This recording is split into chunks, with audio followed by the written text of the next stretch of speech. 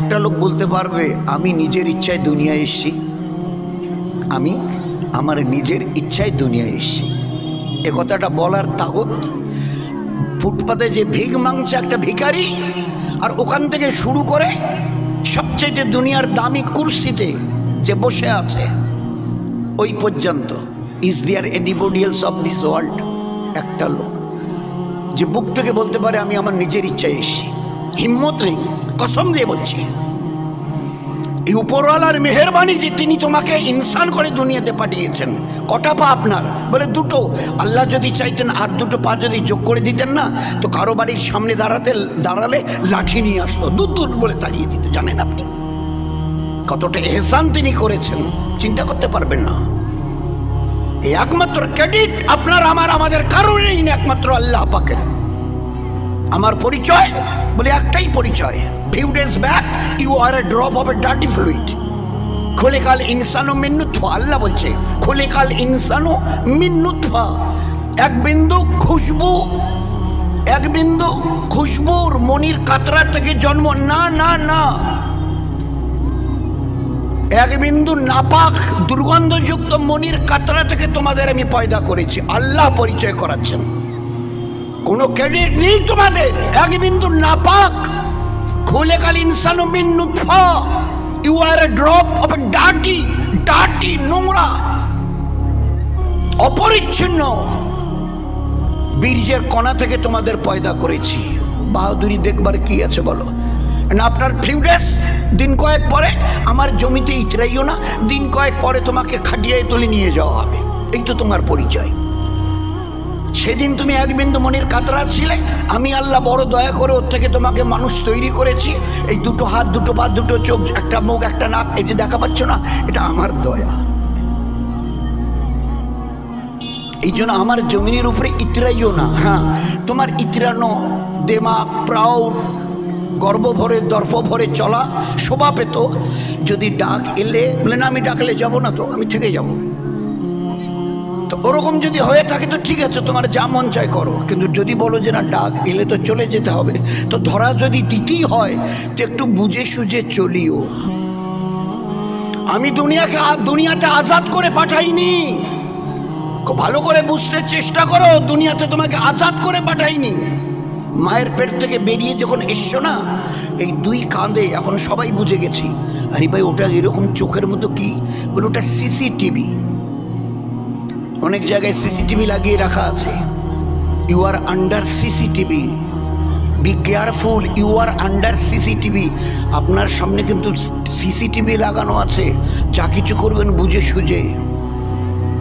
দোকানে, রাস্তায়, বাসে, ট্রেনে, ট্রামে, হাওয়াই জাহাজে সবত্র এখন সিসিটিভি। কবে হলো? বলে এই সেদিন, আঙ্গুলে গোনা এই সেদিন। আপনার আমার আল্লাহ কি বলছেন? সেদিন নয়, ওই দিন। আজ থেকে 1400 বছর আগে কোরআনে করিম যেদিন নাজিল করেছি, ওই দিন আমি আল্লাহ বলে দিয়েছি কেরামান কাতিবিন ইয়ালামুনা মা তাফালুন। দুই কাজে দুইজন সিসিটিভি ওয়ালা আছে, এর নাম কেরামান, ওর নাম কাতিবিন। ইয়ালামুনা মা তাফালুন, যারা এইরকম যে 1 সেকেন্ডের জন্য যাদের চোখের তন্দ্রা স্পর্শ করে না। তোমরা চুপকে একটা গোনা করছিলে আর ওই সময় ফেরেশতারা এরকম হবে না। No and never. 1 সেকেন্ডের জন্য এদের চোখে কখনো তন্দ্রা আসে না। এইরকম ফেরেশতাকে এখানে বসিয়ে দিয়ে সিসিটিভি তাদের হাতে ধরিয়ে দিয়েছে। যেদিন মায়ের পেট থেকে বেরিয়ে এসে এই টোয়া করবার আগে আমি বলেছি, O you are the both angels, ও আমার দুই ফেরেশতা, গো অন স্টার্ট। সেই দিন থেকে ছবি সমেত প্রত্যেকটা চাল চলন, কথাবার্তা, অ্যাটিটিউড, যা কিছু, every movement of your life, each and every movements of your life has been noted by this 2 angels. He is called কেরামান, হি ইজ কল্ড কাতিবিন। ছবি সমেত যা করছে সমস্ত কিছু ক্যাসেট হচ্ছে till the day of death, মৃত্যুর দিন পর্যন্ত চলবে। তার উপরে যখন নিয়ে যাব, আল ইয়াউমা নাকতুমু আলা আফওয়াহিহিম, তোমাদের প্রত্যেকের জবানে আমি মোহর লাগিয়ে দেবো, তালা লাগিয়ে দেবো, বলবার দরকারই হবে না। ফেরেশতাকে বলবো ওই সিসিটিভিটা চালিয়ে দাও।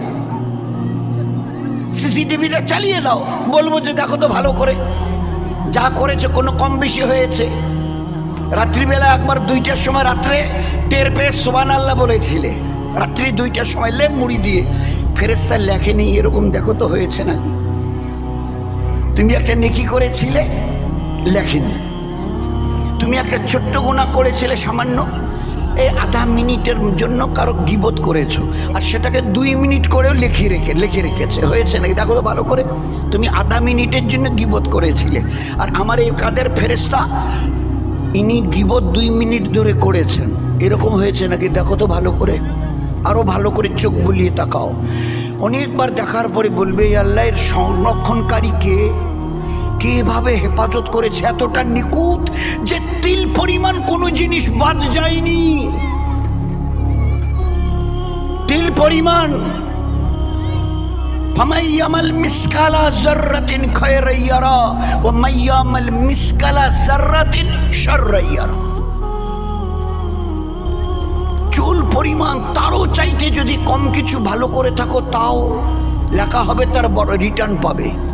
আর মন্দ যদি 1000 ভাগের 1 ভাগও যদি কিছু মন্দ করে থাকো তারও রিটার্ন তোমাকে পেতে হবে। হ্যাঁ, এই দিকটার লেখার ভ্যালুটা যদি বেশি হয়, you will be able to reach in Jannah. তোমার সুখের সীমা থাকবে না, তোমার আনন্দের আর মজার সীমা থাকবে না। আর এই পাশের যদি ব্যাপারটা একটু নড়বড়ে হয়ে যায়, সামান্য 1 ইঞ্চি পরিমাণ বেড়ে যায়, যেরকম সোনা মাপে, যেরকম সোনা মাপে, যেভাবে সোনা মাপে ওইভাবে মাপা হবে। আর একটু যদি খালি বেড়ে যায়, উম্মুহু হাবিয়া, তোমাকে হাবিয়াতে পাঠিয়ে দেওয়া হবে। আল্লাহ জিজ্ঞাসা করছে ওয়ামা আদরাকা মাহিয়া। এ দুনিয়ার ইন্টেলেকচুয়ালসরা, বুদ্ধিমানেরা, বুদ্ধিজীবীরা যা বলতে পারবে হাবিয়াটা কি, বললে চুল পরিমাণ, তিল পরিমাণ, 0.00 গ্রাম, অতটুকু গোনা বেড়ে গেছে। তোমাদের আল্লাহ বলছে তোমাদের ঠিকানা হবে হাবিয়া। বলে আল্লাহ জিজ্ঞাসা করছে ওয়ামা আদরাকা মাহিয়া, বলতে পারবে হাবিয়াটা কি? বলে আল্লাহ উত্তর দিচ্ছে নারুন হামিয়া, সে এক ভয়ঙ্কর অগ্নিময় একটা জ্বলন্ত আগুনের কুণ্ডু, একটা ভয়ঙ্কর জ্বলন্ত আগুনের কুণ্ডু, দিন রাত জ্বলছে। তুমি কোটি কোটি বছর ওই আগুনে দগ্ধীভূত হবে। আমার ইজ্জত জালালের কসম, নিজের চেহারাটা পর্যন্ত 1 মিনিটের জন্য দেখতে পাবে না। ও জাহান্নাম এত ভয়ঙ্কর কালো, ও জাহান্নাম এত ভয়ঙ্কর কালো যে নিজের চেহারাটা পর্যন্ত দেখতে পাবে না। এর চল না যাই বলে ভাইরে, আমাবস্যার রাত কিচ্ছু দেখা যায় না, ভয় লাগছে, গা রি করছে। এই আমাবস্যার রাতে তবু তো আন্দাজ করা যায় ও আমাবস্যার রাত নয়, ও এমন আগুন আর এত অন্ধকার যে নিজের চেহারাটা পর্যন্ত দেখতে পাবে না। পরিণতি কি হবে একটু বুঝে সোজে চলো। এই জন্যে আল্লাহ পাক বড় দয়া করে হায়াতটা দিয়েছে, একে কাজে লাগাও। যদি একটু সামলে চলো, একটু যদি সামলে চলো, তো তোমার জীবনকে আমি ইজ্জত দিয়ে ভরিয়ে দেবো। খালি একটু সামলে চলো। মান কানা ইউরিদুল ইজ্জা ফালিল্লাহ, ইজ্জত জামিয়া। আমার হুকুমকে সামনে রেখে যদি চলো, আগে প্রথমে আল্লাহ জিজ্ঞাসা করেছেন মান কানা ইউরিদুল ইজ্জা, ও দুনিয়ার আজকের দিনকার রবিবারে 800 কোটি লোক সত্যিকারের সম্মান পেতে চাও, ফালিল্লাহ, আমার হুকুম আমার দিনের উপরে চলো, ইজ্জত জামিয়া, তোমাদের জীবনকে ইজ্জত দিয়ে ভরিয়ে দেব। যে ইজ্জত পাওয়ার পরে আর কোনোদিন ও ইজ্জত গিরবে না, এই দুনিয়ার ইজ্জত নয়। কদিন আগে কি একটা হয়ে গেল, একেবারে মালা দিতে দিতে লোকটাকে আর মুখটা দেখাই যায় না, এতগুলো মালা। ফের 2-4 দিন যেতে না যেতে কি হয়ে গেল, রাস্তা দিয়ে হেঁটে যায়, কেউ তাকাই না, কেউ তাকাই না। ওরকম নেকি ইজ্জতের ওয়াদা আমি আল্লাহ করিনি। যে ইজ্জতের ওয়াদা আমি করেছি, এ দুনিয়ায় থাকবে, কবরে থাকবে, কিয়ামতে থাকবে, মিজানে থাকবে, পুলসিরাতে থাকবে, অনাদি অনন্ত কালের জন্য জান্নাতে পৌঁছে দেবো, সেখানে মানে অনাদি অনন্ত কাল ধরে ইজ্জত থেকে যাবে। আমার ওয়াদা ওই ইজ্জতের, যে ইজ্জত কখনো পড়বে না, গিরবে না, ধুলায় দোলন্ডিত হবে না। আর আজকের ফুলের মালা দেখাচ্ছে, কালকে রাস্তায় দাঁড়িয়ে জুতো দেখাচ্ছে। Go back, go back. ওরকম ইজ্জতের ওয়াদা আমি আল্লাহ করিনি। তোমরা আমার দিনের উপরে একটু খালি কয়েকটা দিন সামলে চলো। ওয়াল্লাহু খায়রুন হাফেজা, আমার চাইতে বড় হেফাজত কারেনেওয়ালা না আসমানে কেউ আছে না জমিনে কেউ আছে। আমি যার হেফাজত করতে চাই, আমার ইজ্জত আর জালালের কসম, চুল পরিমাণ তাকে কেউ তার বেইজ্জতি করতে পারবে না, তাকে বেইজ্জত করতে পারবে না, হিম্মত নেই।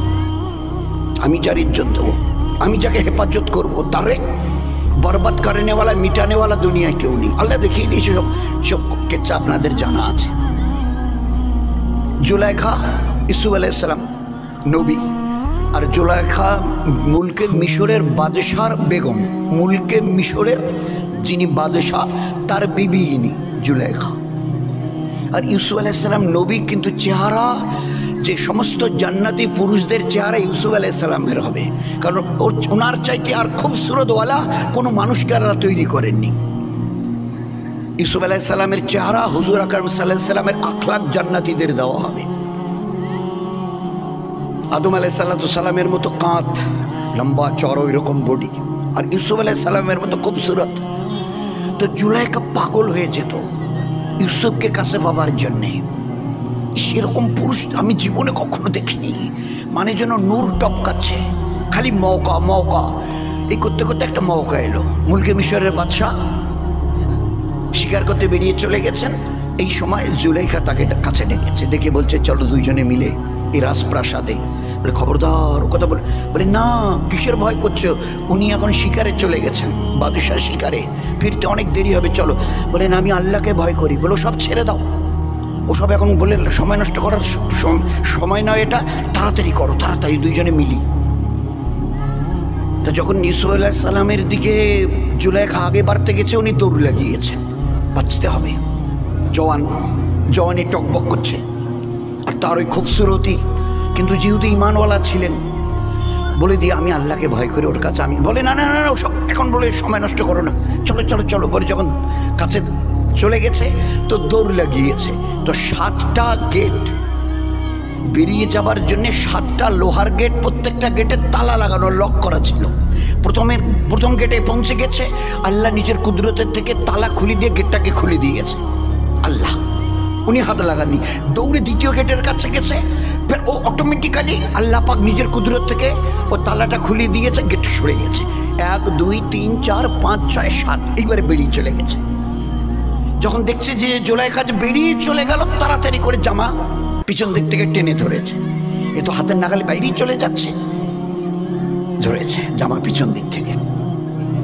আর যেই জামা পিছন দিক থেকে টেনে ধরেছে, ইনি মুখ ঘুরে দেখেছেন কি করছে এটা। এইভাবে ঘুরে তাকিয়েছে, আর ওই সময় মিশরের বাদশাহ ঘোড়ায় সওয়ার ছিল, শিকার করতে গেছিল, হাতে তলোয়ার, ওই অবস্থায় চলে এসছে একদম সামনে। আর যেই সামনে দাঁড়িয়েছে, সঙ্গে সঙ্গে জুলাইখা এবার কাপড় ছেড়ে দিয়ে বলছে, উফ, সত্যি তুমি যদি এই মুহূর্তে না আসতে, আর যদি 1 মিনিট দেরি করতে, তো ইউসুফ আমার ইজ্জত নষ্ট করে দিত। সঙ্গে সঙ্গে চেহারা পাল্টে দিয়েছে, খোলস বদলে দিয়েছে। কি বললো স্বামীকে? উনি তো মুলকে মিশরের বাদশাহ। স্বামীকে বলছে, তুমি যদি আসতে আর একটু দেরি করতে না, তো ইউসুফ আমার গায়ে হাত দিতেই গেছিল, খালি তোমাকে দেখে বাস, নয়তো এতক্ষণ আমার ইজ্জত নষ্ট করে ফেলতো। তো বলুন, আমি মুলকে মিশরের বাদশাহ, তার ইনি বেগম, আর এ ব্যক্তি জেলের কয়েদি, জেলখানা থেকে বার করা হয়েছে, জেলের এক কয়েদি, আর সেই কিনা আমার বিবির উপরে বরদাস্ত করা যায় এটা? ঘোড়ার উপরে বসা ছিল, হাতে তলোয়ার ছিল, শিকার করতে গেছিল তলোয়ার নিয়ে, তো তলোয়ারটা তুলেছে, ঘোড়ার পিঠে বসা অবস্থায় তলোয়ারটা তুলেছে, ইউসুফের এইখানে ফেলে দিলে এটা আলাদা হয়ে গিয়ে মাটিতে পড়ে যাবে।